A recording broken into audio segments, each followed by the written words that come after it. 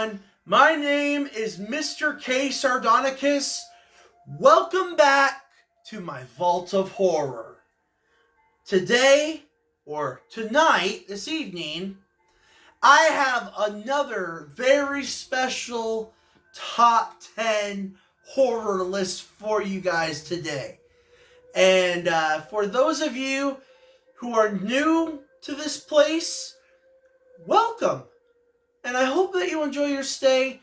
And everybody that is returning, welcome back. Today, we are going to be doing my top 10 horror films from the 1990s. So, without further ado, let's get into it.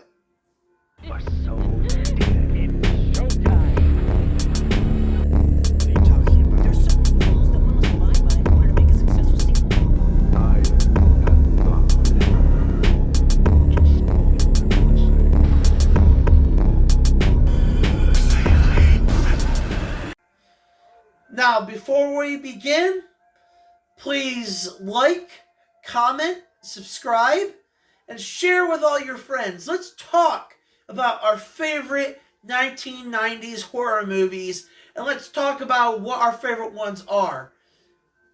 So now let's get into it. Bride of Chucky. Life sure is full of surprises. Rated R. Starts Friday, October 16th. Number 10 is one of my all-time favorite entries in the Chucky franchise. This is Bride of Chucky from 1997. Now, there is another Chucky film that came out in the 90s that will be mentioned later on in this list. But Bride of Chucky was one of those films that I actually was able to, I was old enough to comprehend a Chucky movie at that time. So, I was able to actually enjoy Bride of Chucky first. And then, as I rewatch all the other Chucky movies, as I grew older, as a teenager and adult, I just love the entire fucking franchise. But Bride of Chucky was the first Chucky film that I've ever saw and was actually able to be old enough to comprehend what was going on in the movie. I was about maybe 8, 9. So I was actually old enough to understand certain things, but not all things. And I get that I probably, I was probably too young to watch most of the stuff that happened in this movie, but it's so good. Brad Dourif and Jennifer Tilly are a match made in horror fucking heaven. Tiffany and Charles Lee Ray are just an incredible horror duo and couple. And by far, they're up there with Bride of Frankenstein and Frankenstein's Monster. And I'm so glad, in the future of the Chucky franchise, Tiffany was able to come back in many different ways, and I fucking love that. And so, number 10 is Bride of Chucky. You've always wanted to know what hell was like. Now you will know. Now, number 9 and number 8 are similar because they're both Stephen King movie adaptations. Now, number 9, first, is the underrated, made for premium cable television movie, The Night Flyer. I personally feel that The Night Flyer is one of those Stephen King gems that doesn't get enough love. And I remember watching it on, I believe it was Cinemax when it came on. And I love the hell out of it. And I still think it's fantastic. It's no Salem's Lot. You know, it's hard to top Salem's Lot. But it's a good vampire flick. And it's a good Stephen King short story adaptation. Like, and I haven't read the story in a long time, but I love the fucking movie. And the people behind it did a really good job. Even though some of the stuff kind of changed a little bit from the story from what I remember. But, you know, it's such a good story. And the movie, you know, it's just like, you want to hate the newspaper guy that's trying to, you know, get the next big story no matter what. You know, like, he is so dedicated to getting that next big juicy news story, and he goes over the line so many times. You want to hate him, but then you realize that there's something more evil that is gonna fuck with him, and mainly because the reporter literally is sticking his head where things shouldn't belong. Yeah, like, it's a pretty intense movie, and I seriously recommend it. The Mangler. Rated R. The Mangler starts Friday, March 3rd. Now, number 8 is the other Stephen King adaptation that I was gonna mention, and I've actually made my first video on this YouTube channel mainly about The Mangler. So I'm not gonna, like, go into deep analyzing with this film, but I will say it's Tobe Hooper's second time in the director's chair adapting the Stephen King story. It was my first Robert Englund film, my first Tobe Hooper film, first Ted Levine film. Like, this was a film that changed my aspect in the love of horror forever. And, you know, it's definitely impactful for what it is. So I definitely got to give number 8 to The Mangler. Demon Knight. Rated R. Now playing at theaters everywhere. Number 7 is an absolute 90s gem, and it's literally just a big part of why I loved the TV series, because the TV series that this movie is based on, I had been watching since I was in diapers, and this series is Tales from the Crypt. The film, of course, that I'm talking of is Tales from the Crypt Presents Demon Knight. Holy hell! This movie rules. It is so much fun, and is literally like the best Tales from the Crypt movie we've ever gotten. And I love me some Bordello of Blood, but even I am sane enough to say that Demon Knight was better.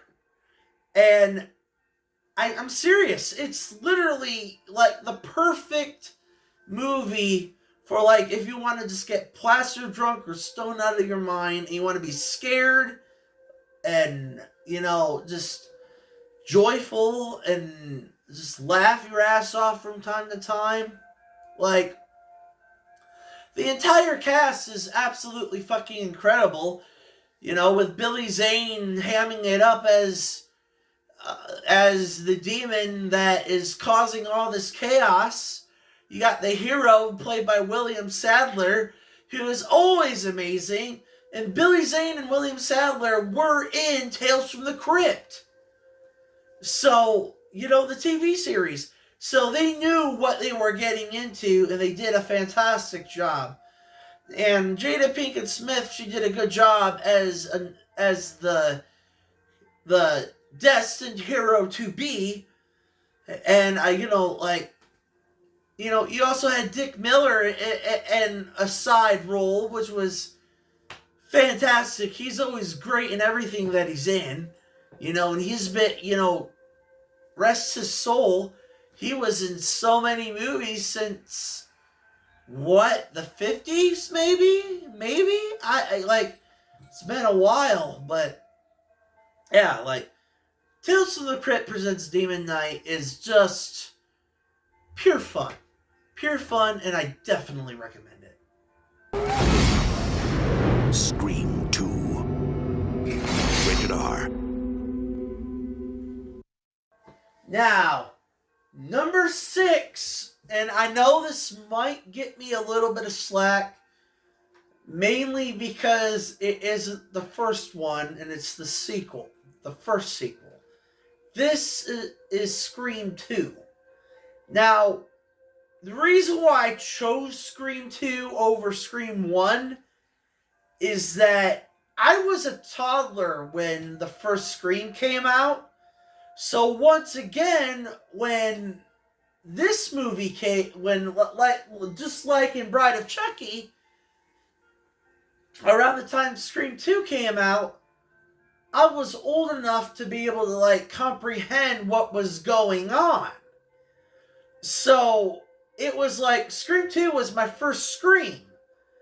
And then as I grew older, I went back and watched Scream 1, rewatched Scream 2 and Scream 3, and then I was old enough to go into the theaters to see Wes Craven's final film, which was Scream 4.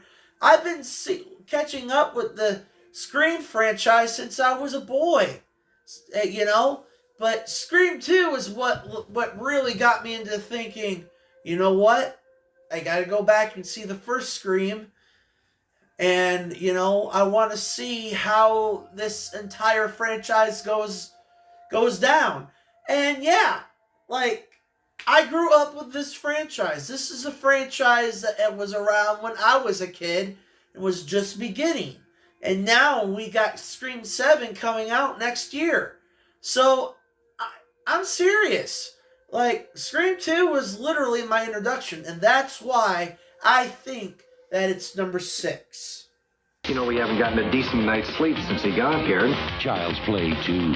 Rated R. Starts Friday at theaters everywhere.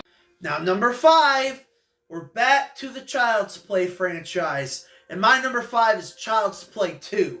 Now, I know that Bride of Chucky was my first Child's Play film, but Child's Play 2, man, that was when I saw that for the first time when I was 13 years old,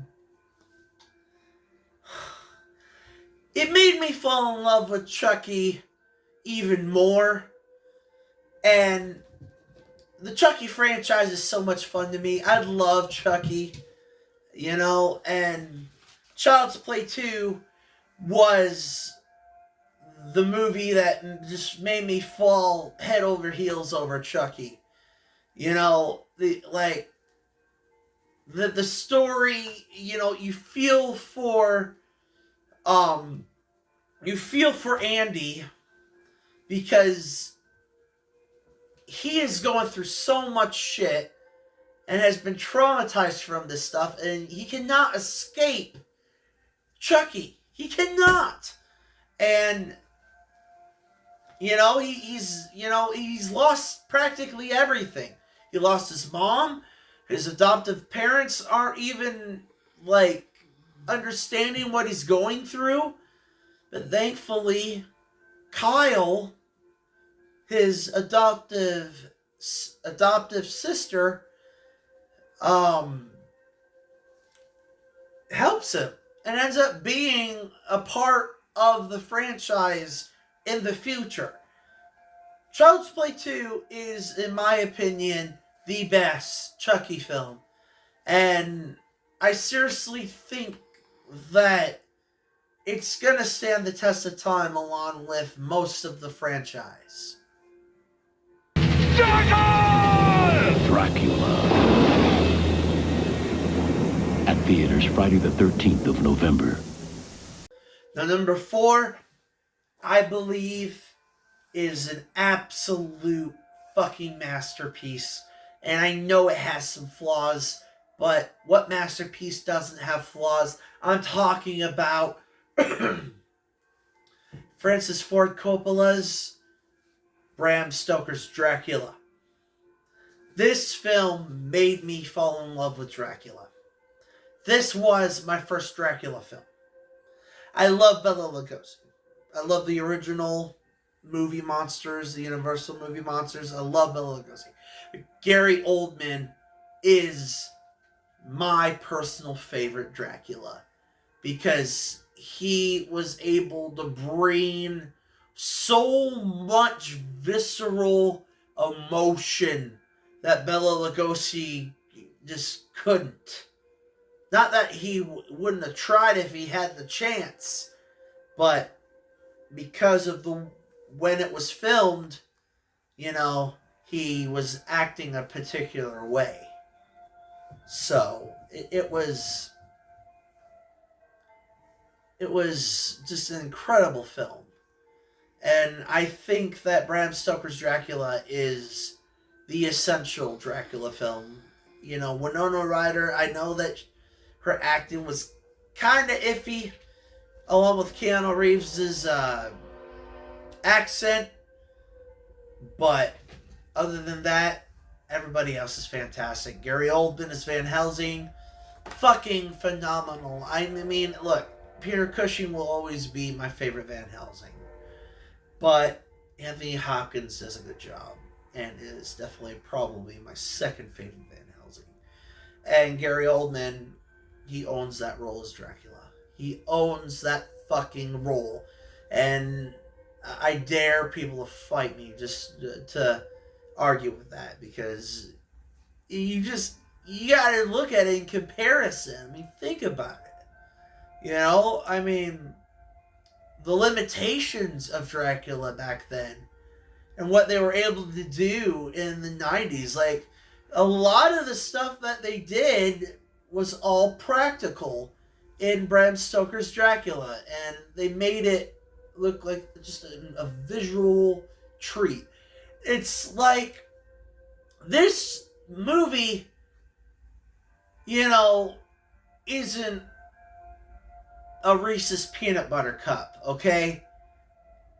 It's a fucking Lind chocolate truffle. And not a lot of people can have that kind of analogy for this movie, but that's how I personally feel about it. Where the original black and white Dracula was like a Reese's peanut butter cup, Bram Stoker's Dracula is like that chocolate truffle that you get every fucking Christmas. So I definitely recommend Bram Stoker's Dracula. Tell me his name, Doctor. The Silence of the Lambs. Goodbye, Carrie. Rated R. Now, number 3 is another really masterful film, and this one has no flaws, which is why it's in number 3. And you could say all you want that it's a thriller and not a horror movie, but you tell me that Hannibal Lecter isn't fucking scary. That's right. Number 3 is Silence of the Lambs. Holy shit. I didn't get to see this until I was in film class. Hey, baby. I wasn't able to see this film or comprehend it until I was in high school in my after-school classes and film class. This film is masterful. It is a masterpiece. It is acted good. It is shot well. It is intense. It is literally one of the best movies of the 90s, hands down. Not just one of the best horror movies. No, one of the best 90s movies of all time. And quite possibly one of the greatest films of all fucking time. This film earned so many Oscars, and they are well fucking deserved. Anthony Hopkins and what's the other woman's name? Can't remember it off the top of my head. But, you know, they're both fantastic. Like, the entire film is amazing. And this is when I got to see Ted Levine act for the second time after The Mangler. When I was 5, okay? Ted Levine scared me in this. In The Mangler, he made me laugh. But he can act. Silence of the Lambs proved to me that he can fucking act. And I'm telling you, the chemistry between Clarice Starling and Hannibal Lecter is incredible. This entire film is just a masterpiece and deserves every single bit of credit that it got. George C. Scott in William Peter Blatty's The Exorcist 3, rated R. Now, number 2 is another sequel. And I personally think this is the best horror sequel ever. Mainly because it did the impossible. It actually made a good sequel in this franchise. All the other movies in this franchise have been terrible. Other than the original that came out in the 70s. That's right, I'm talking about The Exorcist 3. This film proved that the Exorcist can have a decent sequel. And since then, they have yet to fucking make another good Exorcist movie. They made a good TV series in the 2010s that was short-lived, but other than the first Exorcist, The Exorcist 3, and the TV series that came out in 2010s,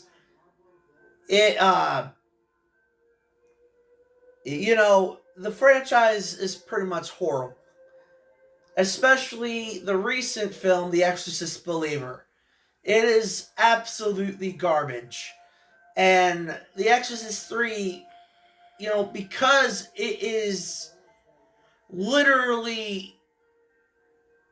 I seriously think it's the best horror movie sequel because they did the impossible before a whole lot of other horror movie sequels did. Because usually a horror franchise can nail a second movie. And there's some franchises that just they don't need sequels.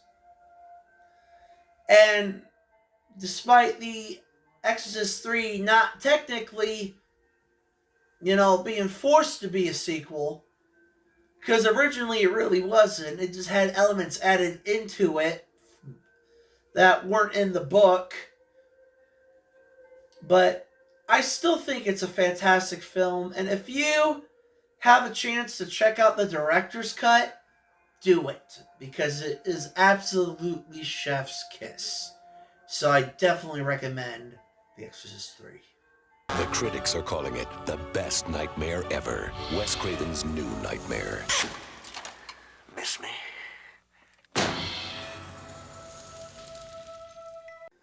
Now, number 1, this is my favorite 90s horror film. And the thing is that this is also my favorite version of this famous slasher. Is literally my personal favorite film in the franchise.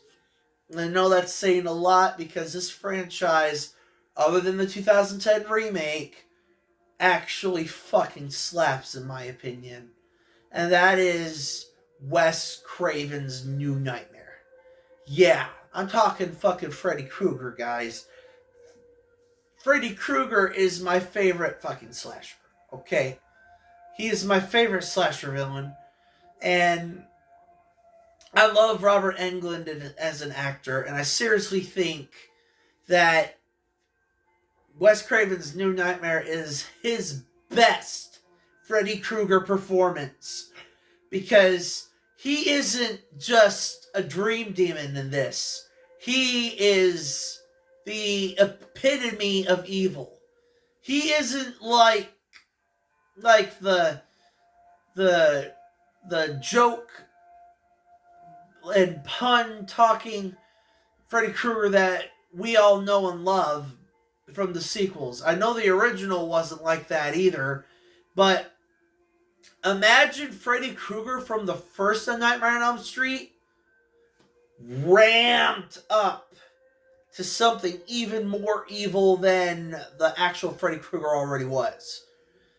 And Heather Langenkamp and Miko Hughes, both of them did a great job in their acting. Miko Hughes, man, I respect him for the fact that he has been doing acting since he was a child. Like, man, like, and he can be scary. Like, of course, you know, when I first saw him, he was Gage Creed in Pet Sematary, and he scared the shit out of me. And I worried for him, and I was scared of him at the same time in Wes Craven's New Nightmare.